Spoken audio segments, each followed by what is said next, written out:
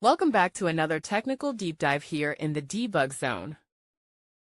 Today we're tackling a big question and breaking it down with insights from other users. Hopefully this clears up some misconceptions and helps you get the answer you need. So buckle up, stay a little curious, and let's jump right in.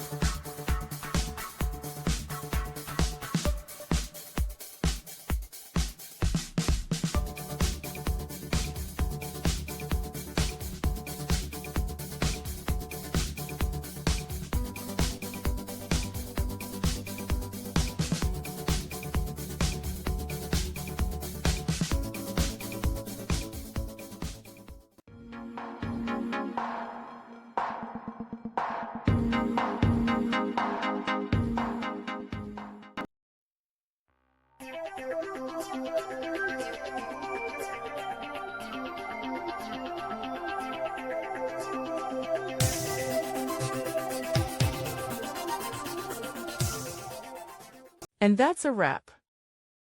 I hope you found the answer you were looking for. If you did, take a second to hit that subscribe button. It really helps out.